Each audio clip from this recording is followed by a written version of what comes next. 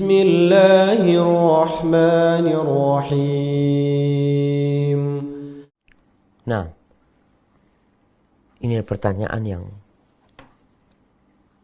yang menarik ya. Dia mengatakan bagaimana cara menyikapi setiap cobaan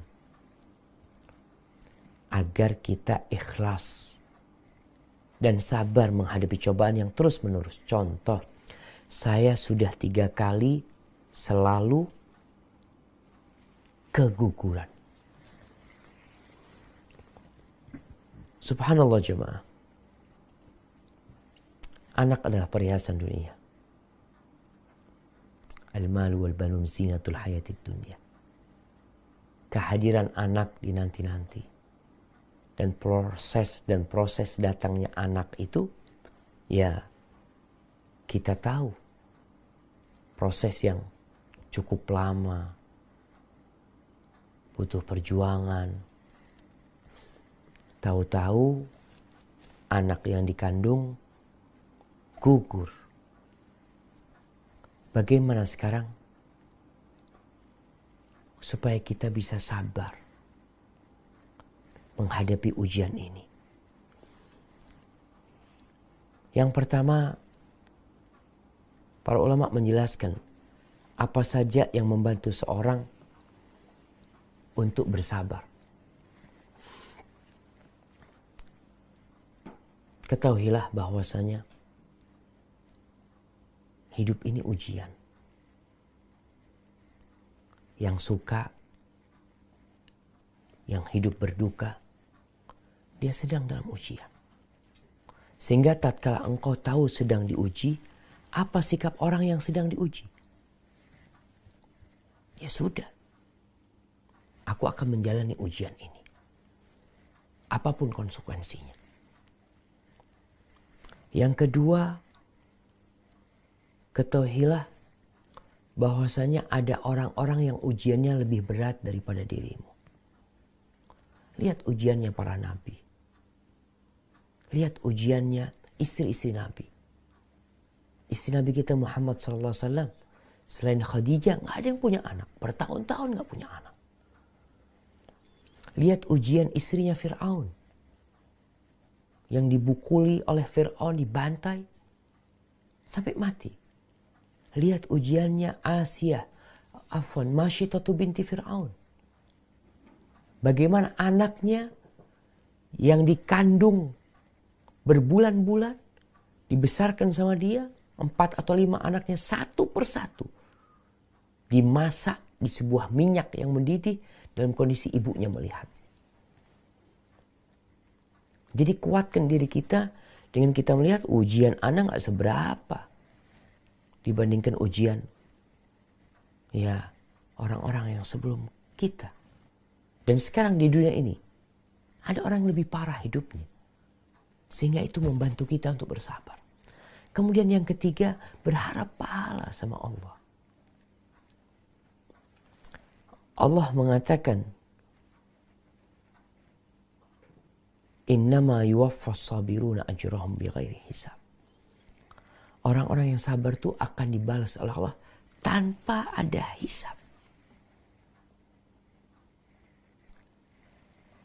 Dan ada derajat-derajat yang tinggi yang mungkin tidak bisa diraih dengan amalan.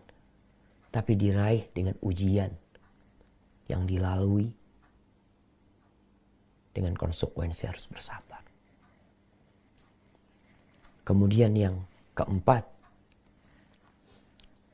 ingatlah sesuatu yang kita benci bisa jadi itu baik buat kita.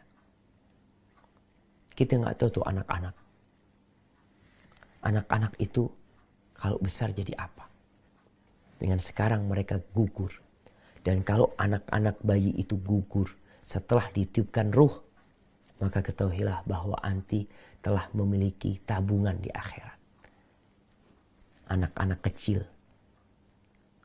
yang meninggal dunia setelah ditiupkan ruh, maka dia akan menanti orang tuanya kelak di pintu surga. Mereka tidak mau masuk surga. Mereka menanti kehadiran orang tua mereka. Ditunggu itu orang tuanya.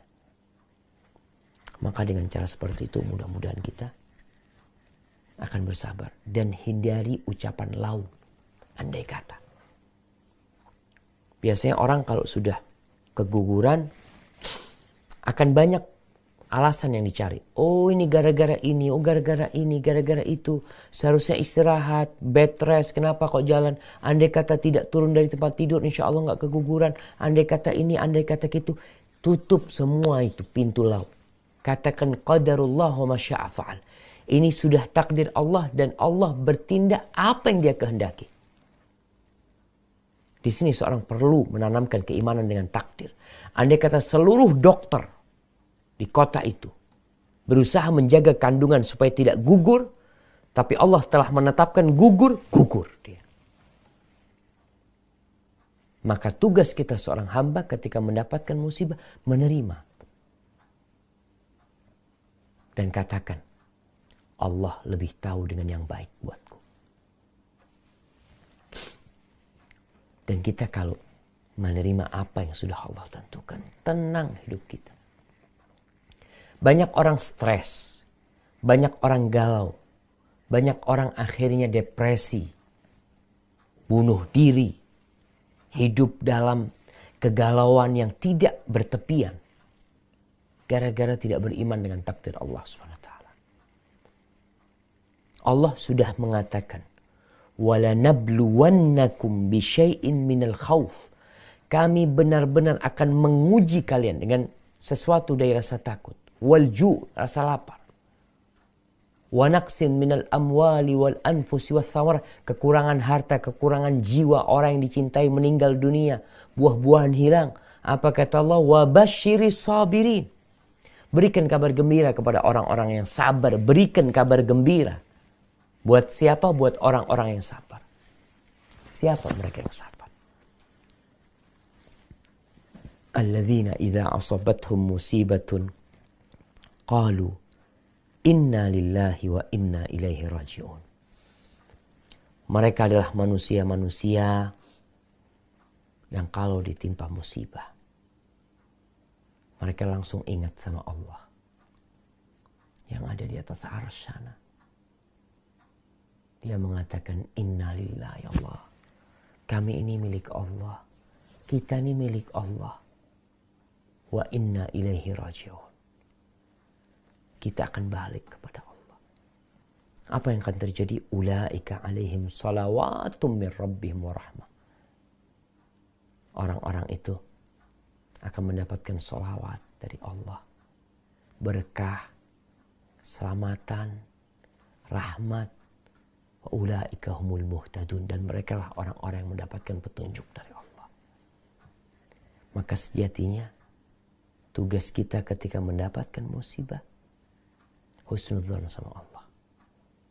Karena kalau Allah ingin kebaikan buat hambanya, Allah kasih cobaan tuh hamba. Jadi mudah-mudahan Allah sedang menginginkan kebaikan buat anti. Dan tugas anti menjadikan musibah itu sebagai karunia ilahi.